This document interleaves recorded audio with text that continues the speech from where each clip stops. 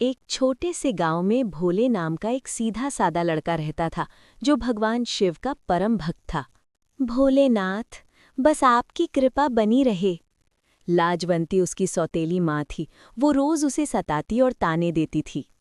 अरे भोले, उठ जा, काम कर, वरना खाना नहीं मिलेगा। लाजवंती हमेशा भोले के साथ बुरा व्यवहार करती थी। रघु भोले का सौतेला भाई था।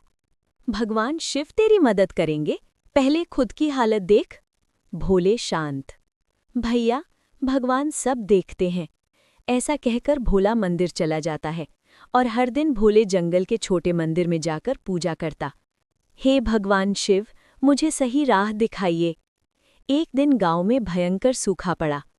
अब क्या होगा, खाने को कुछ नहीं। ऐसा कहकर लाजवंती भोले को जंगल भेजने लगती है। जा, जंगल से खाना लाकर ही लौटना। ठीक है माँ, मैं कोशिश करता हूँ। ऐसा कहकर भोला जंगल की ओर जाने लगता है। तभी भगवान शिव जंगल में एक साधु के रूप में प्रकट हो जाते हैं। साधु यानी शिव। बेटा, क्यों परेशान हो?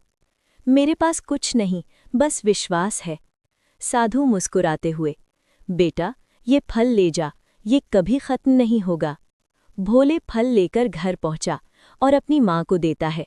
लाजवंती वो फल अपने बेटे रघु को देती है। रघु उसे खाने लगता है। तभी, ये क्या, फल खत्म ही नहीं हो रहा। लाजवंती, आज तो हमारा घर भर गया। लाजवंती लालच में, रघु, तू भी जाकर और फल ले आ। रघु, अब देखो मैं कितने फल लाता हूँ। ऐसा कहकर रघु भी जंगल चला जाता है। वहां रघु को भी वही साधु मिलते हैं। रघु घमंड से, मुझे ढेर सारे फल चाहिए, लेकिन साधु उसके घमंड को तोड़ने के लिए उसे ऐसा फल देते हैं जिससे सांप निकलने लगते हैं। लाजवंती डर कर, हमें माफ कर दो भोले। ऐसा कहकर वो दोनों भोले से माफी मांगते हैं। तभी प्रकाश हुआ और भगवान शिव प्रकट हुए। भगवान शिव, भोले, तेरी भक्ति सच्ची है। प्रभु, सबको सही रास्ता दिखाइए। और उस दिन के बाद उनका जीवन खुशियों से भर गया। इससे हमें ये सीख मिलती है, सच्ची भक्ति कभी व्यर्थ नहीं।